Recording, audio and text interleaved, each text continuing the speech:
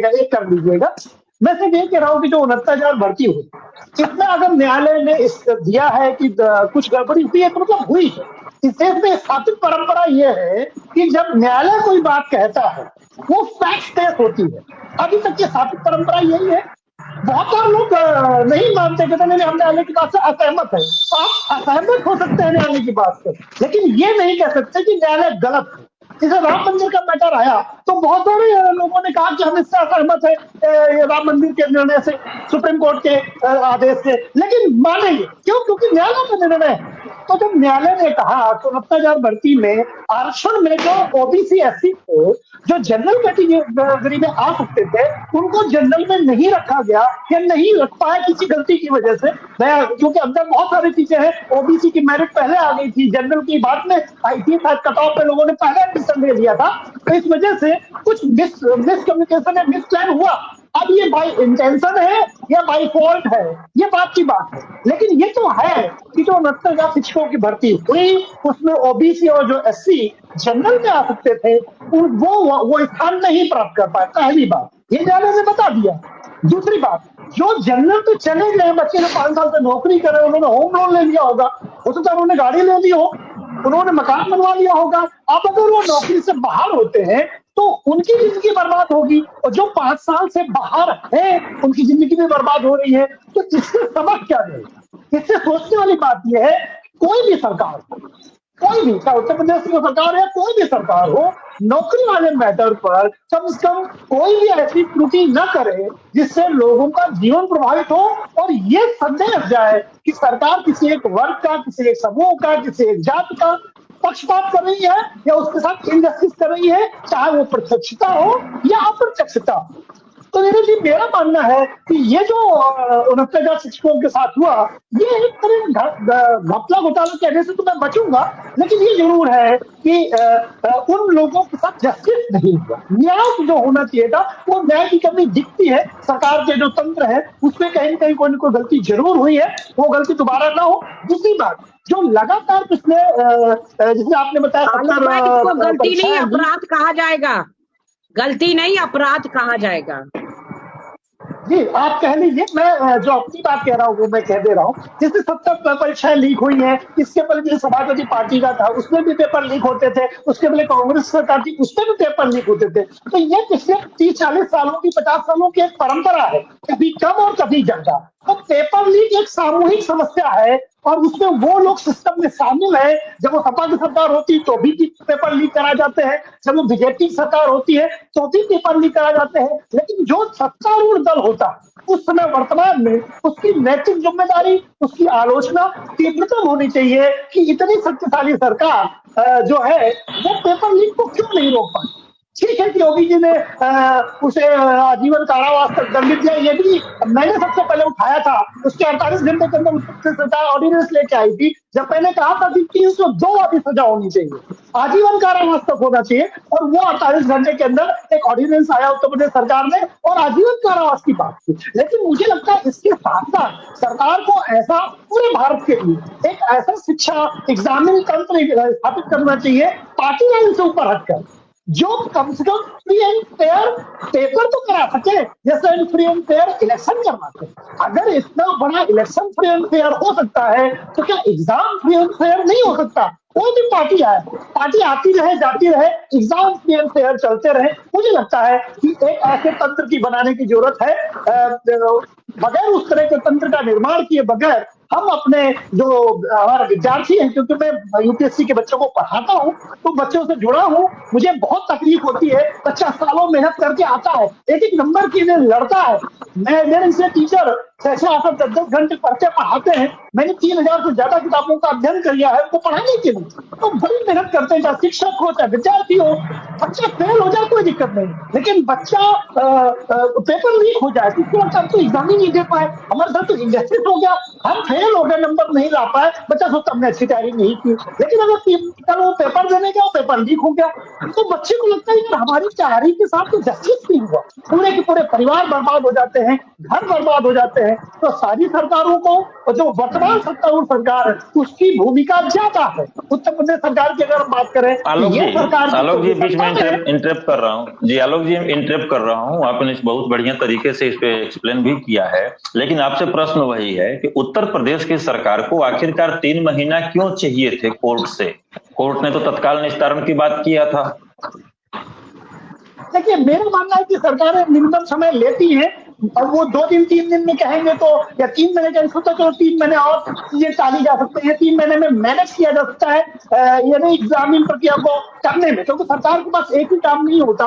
तो सरकार कहती 2-3 महीने का समय दे दीजिए, हम दोबारा मेरिट बनाएंगे। न्यायालय ने 3 महीने का समय दिया भी, लेकिन ये जन आंदोलन है जो आर्टिकल नंबर 19 कहता है कि हम सरकार के खिलाफ बैठ सकते हैं, उससे दबाव बना सकते हैं। एक न्यायालयिक प्रक्रिया अलग है जिसमें 3 महीने का समय मिलता है। न्यायालय ने दे दिया, न्यायालय भी कह सकता था कि 3 दिन में करो, न्यायालय ने नहीं कहा। लेकिन जन आंदोलन, सरकारें तो जन आंदोलन से डरती है ना, वोट से डरती है। तो जब लोग लखनऊ पहुंचने लगे, सरकार को लगा कि ये मुद्दा ज्यादा बड़ा हो सकता है, जैसा कि आप कह रहे हैं कि उन्होंने कहा कि 24 घंटे के अंदर हम इसे निस्तारित करने की कोशिश करेंगे। तो सरकार अगर चाहे तो 3 महीने का काम 24 घंटे में हो सकता है, और सरकार अगर चाहे तो 24 घंटे का काम 5 साल में हो सकता है। ये सरकार की विल पावर पर निर्भर करता है। जी नहीं। ठीक, पूजा आपके पास हम आ रहे हैं। आलोक जी को भी आपने सुना, सभी प्रवक्ताओं को आपने सुना, आपका आखिरी कमेंट लेंगे, इसके बाद 30 सेकंड सभी प्रवक्ताओं को देने के बाद शो का समापन करेंगे। नहीं, मेरा मानना, मैं उसी बात को फिर रिपीट करता हूँ कि भर्ती प्रक्रिया में कोई राजनीति नहीं, और विपक्ष जो कर रहा है वो उसकी ड्यूटी। लोकतंत्र में विपक्ष की ड्यूटी है। ड्यूटी ये है कि अगर सरकार जहां गलती करे, उस गलती को विपक्ष तब तक टोकता रहे जब तक सरकार कोर्स करेक्शन न करे। तो विपक्ष अपनी भूमिका निभा रहा है। सरकार ने गलती की है, न्यायालय से निर्णय आ गया, अब उस पर कौन कह सकता है कि नहीं तो सरकार सही है। गलती तो हुई सरकार से, लेकिन अब देखना यह है कि उस गलती में जो लोग नौकरी से निकाले जाएंगे उनके साथ किसी तरह से मानवीय मदद हो जाए, उनके परिवार सड़कों पर ना आए, इसका ख्याल विपक्ष भी रखे कम से कम। जैसा कि इस पैनल में दिखाई दे रहा है कि विपक्ष की जो चिंता है वो उन लोगों के साथ में भी है जो नौकरी से निकाले जाए। तो मुझे लगता है कि ये स्वस्थ परंपरा विपक्ष द्वारा निभाई जा रही है, और सरकार से यहाँ कहीं कहीं चूक जरूर हुई है, और सरकार को आगे इस बात का ध्यान रखना चाहिए कि ऐसी कोई गलती न करे जिससे उसको ऐसी फजीयत उठानी पड़े बार बार। न्यायालय के माध्यम से जो निर्णय आता है उसके बाद फिर सरकार को बचना मुश्किल हो जाता है, फेस सेविंग कठिन हो जाती है। किसी भी नेता को महत्व देने की कोई जरूरत नहीं है। मैं ये मानता हूं कि अगर हम किसी भी नेता को महत्व देते हैं तो अपने देश के नागरिक से एक उसका तिरस्कार करते हैं। मैं ये नहीं समझता, बिल्कुल नहीं देना, इन्हें महत्व नहीं देना। मैं तो सिर्फ एक बात कहता हूँ, राहुल गांधी जी राहुल गांधी जी को मैं महत्व देता हूँ। हाँ, सुन लो, अब मैं जवाब दे रहा हूँ। राहुल गांधी जी को मैं महत्व देता हूँ, जो वो 6 महीने पहले बोलते हैं वो होता है। मैं एक बात कहता हूँ, मैं अभी कोई झगड़ा नहीं करूंगा। मैं कहता हूँ कि जैसे कि अमेरिका में चुनाव होता है, आज विपक्ष के नेता को और मेरा सेंटेंस पकड़िएगा, विपक्ष के नेता को और मेरे प्रधानमंत्री को, आप सुनते तो नहीं, एक आप अपना किरदार अगर आप अपना किरदार 7 मिनट में बदलोगे तो मैं तो ऐसा नहीं हूँ। अगर आलोक भाई अगर आप अपना किरदार 7 मिनट में बदलोगे तो मैं तो ऐसा नहीं हूँ। आप पूर्व ग्रह से ग्रसित हो सकते हो, आप पूर्व ग्रह से ग्रसित हो सकते हो। मैं कह रहा हूँ कि भारत महान है। आप देखिए, मेरी बात तो सुनो, राष्ट्रपति उम्मीदवार के ऊपर गोली चल गई। पहले तो मेरी बात आप मुझे बता दिया करो, आप मुझे बता दिया करो मुझे क्या कहना है।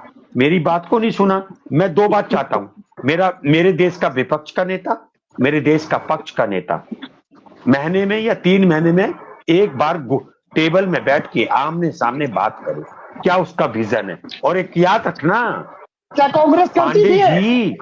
नहीं, कांग्रेस करती थी। नेता को बुलाते कहाँ हैं ये? पांडे जी क्या बात कर रहे हो? करती थी तो बुलाते ही नहीं है, और बुला लिया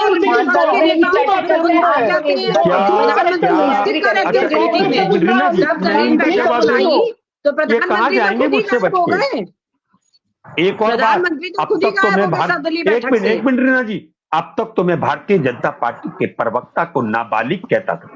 मैं जानता हूं कि 70% विश्लेषक भी नाबालिग हैं, क्योंकि वो 2014 से पहले पैदा होना अपने को शराब समझते थे।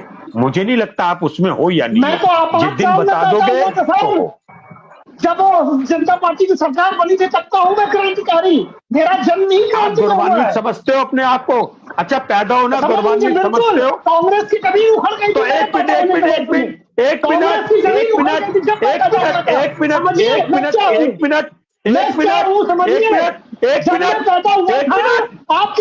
गई थी, क्या बात करते हैं आप? क्या बात करते हैं? एक मिनट, मेरे जन्म पर बच एक जाइए। मिनट। मेरे जन्म में अरे, कांग्रेस एक मिनट। सबसे इंदिरा गांधी समय सबसे कम सीटें ले जाई थी, दुर्गति हो गई थी अरे, कांग्रेस एक की। मिनट। मैं वो एक मिनट, उस साल पैदा क्या हो गया? हुआ हूं। मेरी पैदाइश सुन तो लो बचाइए, थोड़ा सा। राज जी। अरे सुन तो लो, फिर क्या? अच्छा, एक मिनट। तो मैं इस बात को मानता हूं, मैं आपके फक्र करता हूं कि आप गौरवान्वित समझते हो 2014 से पहले पैदा होना। तो कह दो कि प्रधानमंत्री जी ने गलत कहा था, नरेंद्र मोदी जी ने गलत कहा था। कहो ये क्या किस बात पे कहो कि गलत कहा था? क्या गलत मत कहना, चोट्टा मत बनना। आप ये बताओ, अरे तो आप प्रधानमंत्री जी ने कहा था कि 2014 से पहले पैदा होना। पहले मेरी बात सुनिए, क्या कहा था मैं बताता हूँ। 2014 से पहले पैदा होना भारत में शराब समझा जाता था। कहो कि वो झूठ बोल रहे थे, गलत करते था उनका। आज की बात या तो इज्जत बढ़ जाएगी आपकी या कतई घट जाएगी। मोदी जी क्या है कहने दीजिए। मैं तो कह रहा हूँ 2024 के बाद जो पैदा होगा उसके पहले डर लग रहा है आपका तो कि नहीं सही बोल रहा आपको हूँ। डर लग रहा है कि मोदी जी ने गलत कहा था? क्या किस्त नहीं आएगी आपकी? क्या किस्त नहीं आएगी आपकी? कह दो कि मोदी जी ने गलत कहा था। जैसे मैं कहता हूँ आम आदमी पार्टी के शासन में। अरे मैं दो बातें कहता हूँ। अरे यार, एक तो आलोक जी, बोलने की आजादी है, आप आइबरल क्यों बन रहे हो? बोलने दीजिए। अच्छा, पहले मेरी बात तो सुन लो। अरे आप मैं दो बातें बोलूंगा, मैं दो बातें बोलूंगा, आप भी दो बातें बोलो। मैं कहता हूँ हो गया, शो का समापन भी करना है। एक मिनट भाई, नीरज भाई, एक मिनट। हाँ। मैं कहता हूँ कि जब 1975 या 74 में इमरजेंसी लगी थी वो गलत थी। और जब प्रधानमंत्री ने कहा था कि 2014 से पहले पैदा होना शराब समझा जाता था, वो भी गलत था। आपके अंदर हिम्मत हो तो कांग्रेस क्या बात करते हैं? कांग्रेस ने हत्या की थी संविधान की। आपको किस्त नहीं मिलेगी, आपको रुपए की किस्त नहीं मिलेगी। जाओ, मैंने कह दिया, जाओ, आपको किस्त नहीं मिलेगी, आपको किस्त नहीं मिलेगी। आप कितना पैसा, आपका पैसा नहीं मिलेगा, आपका पैसा नहीं मिलेगा, आपका पैसा नहीं मिलेगा, आज का पैसा आपको नहीं मिलेगा। आलोक भाई, आज का पैसा राज भाई रुकिए, आलोक भाई, आप जो है आखिरी